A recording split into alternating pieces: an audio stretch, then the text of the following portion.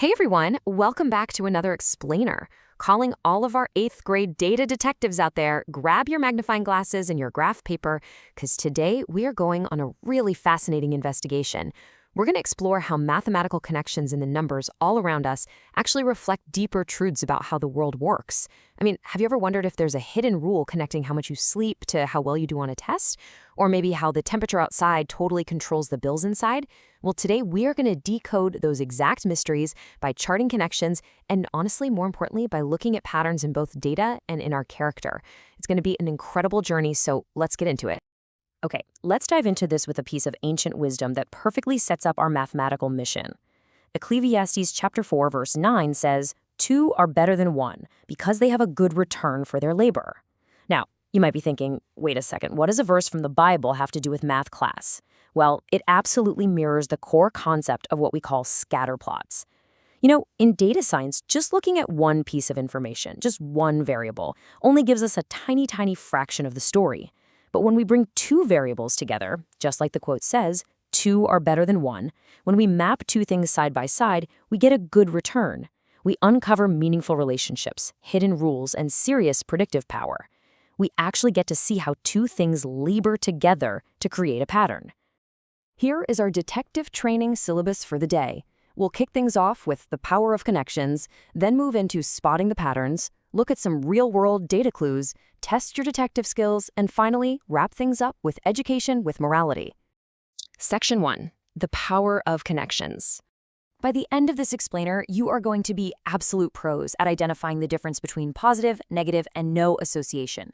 You'll be able to spot patterns in scatterplots instantly, and you'll know exactly how to describe those associations to anyone.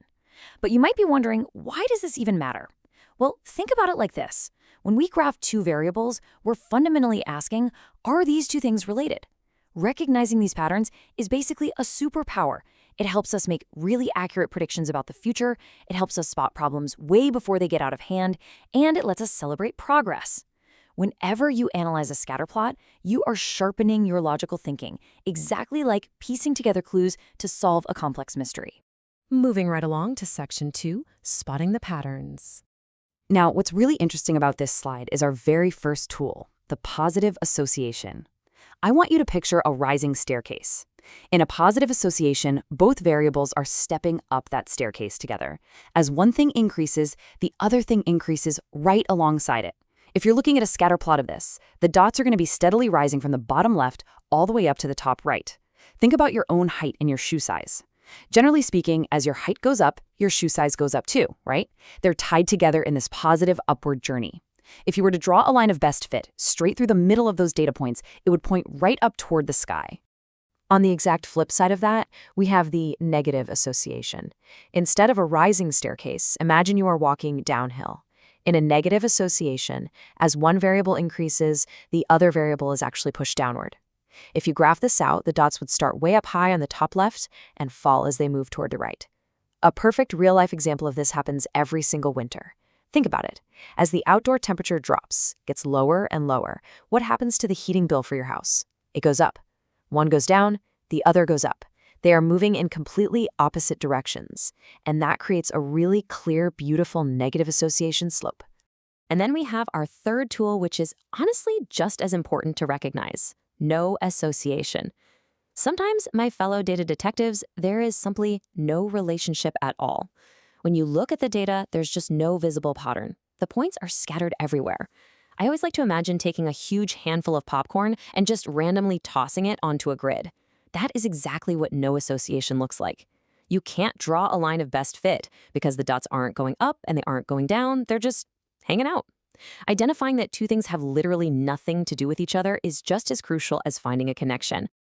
Let's move to Section 3 and see how this builds. Real-world data clues.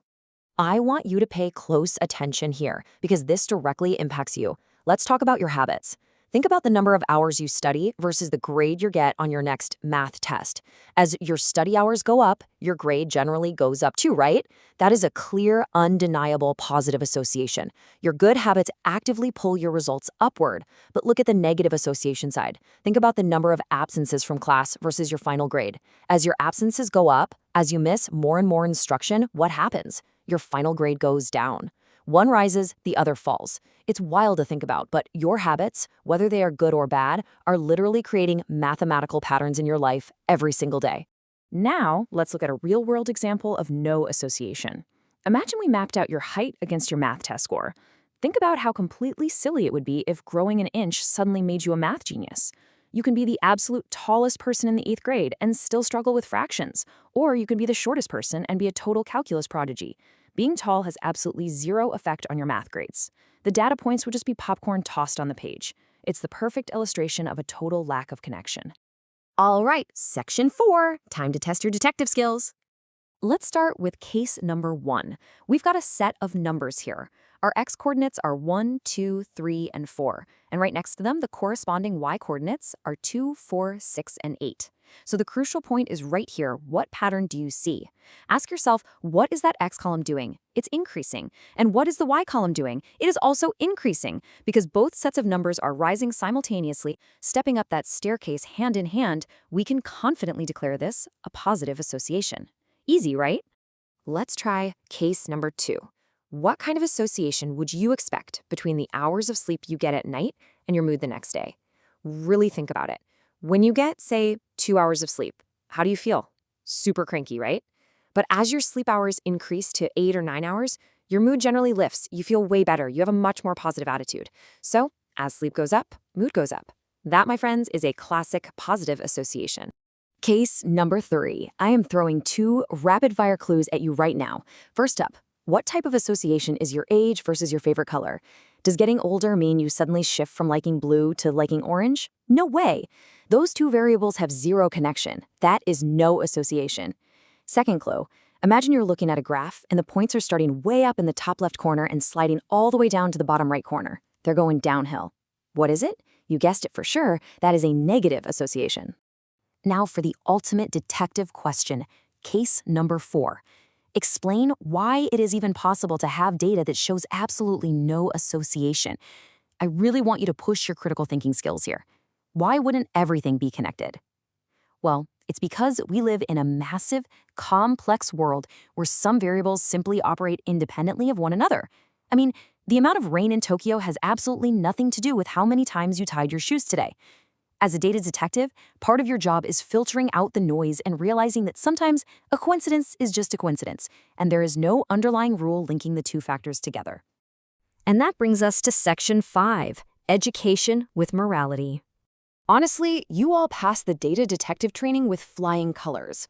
But now we're going to seamlessly transition from charting mathematical connections to charting the ultimate connection in life, tying our intelligence to our character. And this brilliantly illustrates our core philosophy today. Education without morality will hurt. Think back to our scatter plots. You can have a massive increase in your intelligence, your smartness variable is going straight up.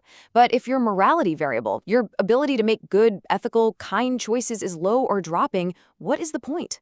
What's the value of being brilliant and highly educated if you continually use that brain power to make bad choices that hurt yourself and the people around you? True education isn't just about accumulating data. It absolutely must be paired in a positive association with making the right moral choices. I want to conclude our explainer today by leaving you with this really powerful, comforting thought from Romans chapter 8.